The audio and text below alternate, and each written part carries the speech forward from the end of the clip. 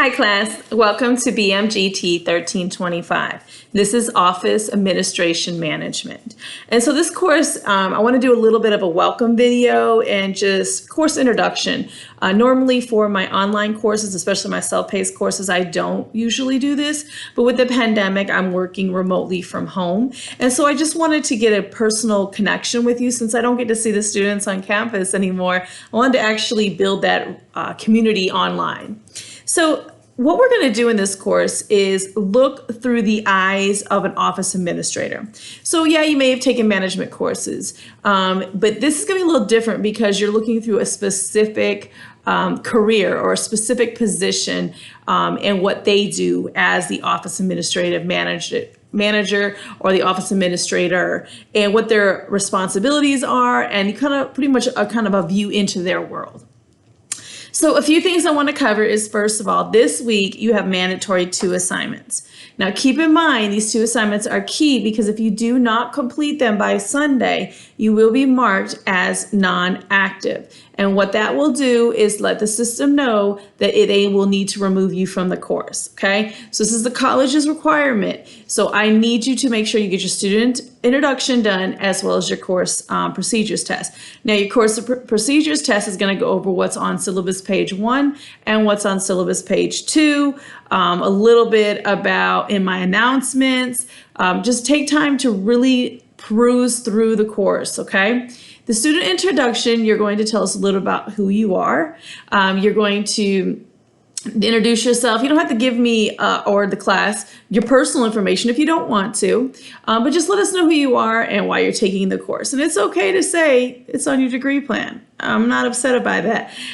It's also good to say if you're planning to move into office administration as well.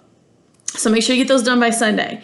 This course does not have a online resource for free book, okay, which is what we call an OER, an open education resource.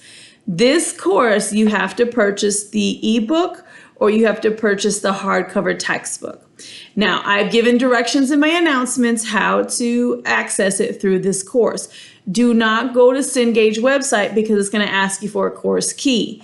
The course key is built into this course. You're going to follow the instructions by going to lessons and then following all those steps, which then will open up an additional window for you to purchase the book there or to implement your access code if you purchase from the bookstore.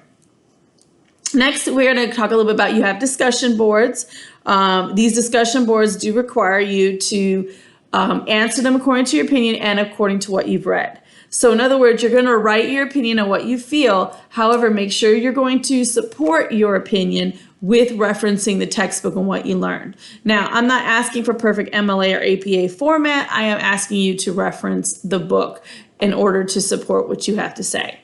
In flip side, you have to respond to 3 other of your classmates in the same format. So in other words, you can't just reply and say, I agree. I think you did a really good job, and repeat exactly what they said. That's not a response.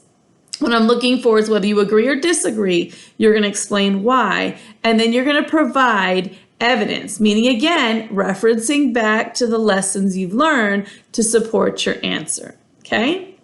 Then you have 2 case studies. Now, the case studies you're going to find have a specific format. Please follow the format because points are deducted if you don't follow the format. So the summary, please do not rewrite the whole entire case study, guys. I can read it for myself. The purpose of a summary is to give a 3 to 4 sentence full of meat and potatoes of what was the case about. In other words, the who, the what, the where, the when, why. I don't need fluff words, okay? And then you're going to follow the format by writing out the question and then answering the question. One, hope many of you took an English class. You do know that you need to answer in complete sentences. 2, again, you're going to give your opinion, but make sure you're using the terminology and referencing the book, okay?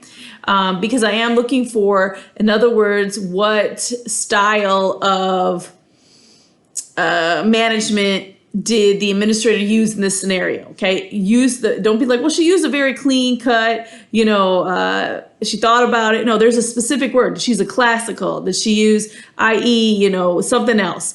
But make sure you're utilizing the terminology from the book in order to support your answer. You have three, you have 3 exams. The first one is going to cover the first few chapters. The second one's going to cover the middle chapters. The third one's going to cover not only just the latter chapters, but it's also going to be a comprehensive exam. What that means is that it's going to cover the whole book, but it's going to be heavily focused on the latter chapters. But you still will get questions from chapters 1, 2, and so forth. Next I want to cover is virtual office hours. So I normally don't do this either, but I wanted to do something different with the pandemic, and I wanted to open up opportunity for you to have access to me.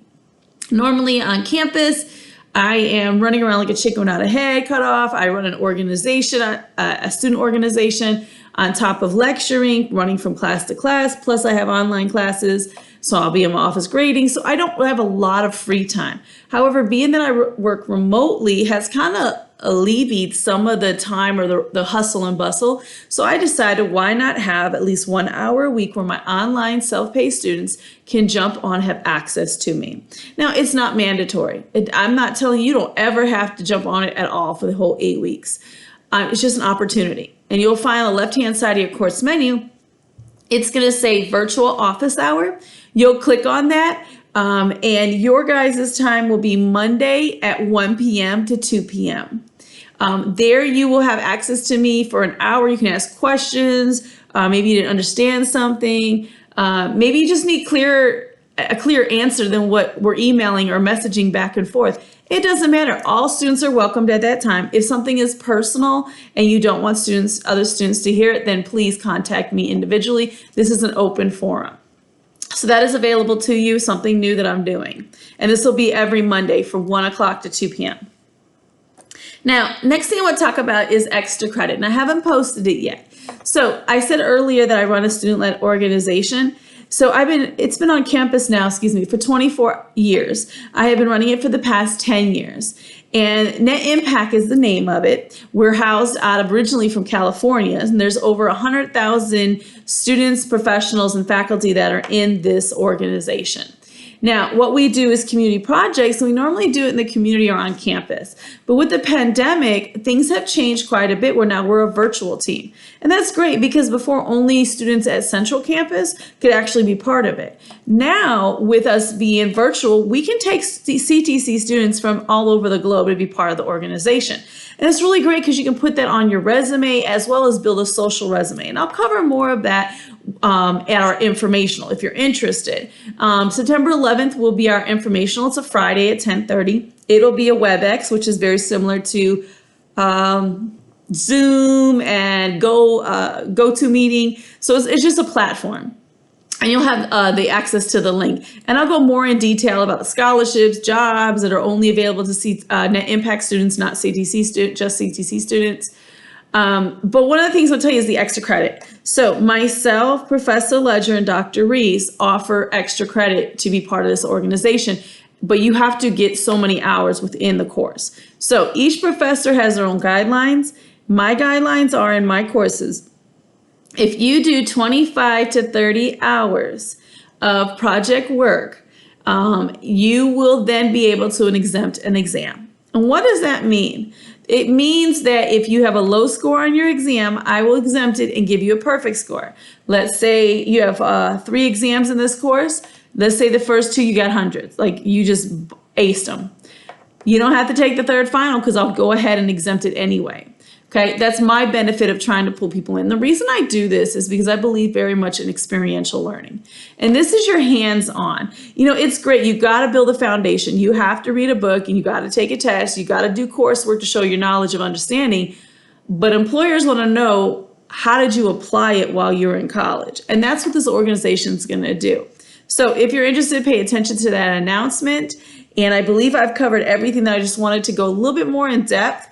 Make sure you spend time. If you have any questions of me, always use Blackboard Messenger. Secondary is my email. I will be from 8 a.m. to 5 p.m. Monday through Thursday. I will be accessible to you. I should be able to get back to you within an hour. or so. So that means if you email me, you send me a Blackboard message, I should be able to respond back to you. Now, outside of that, in the evenings, I do check my messages and Blackboard messages once in the evening, usually later in the evening after I'm done at 5. And then the weekends, I do once a day. Okay, so just want to make sure that you have accessibility to me, but understand the avenues of doing that. So with that being said, I'm excited about the next 8 weeks. I'm excited to dive into the office administrative mindset or viewpoint. Also remember, yes, this is self-paced. Do your first mandatory courses assignments this week. The rest are up to you. I did provide you with a recommended or suggested course outline on syllabus page 2. You don't have to follow it verbatim. You won't get points off, but everything must be done on the last day of class. Guys, there's no extensions in self-paced. Okay, so keep that in mind.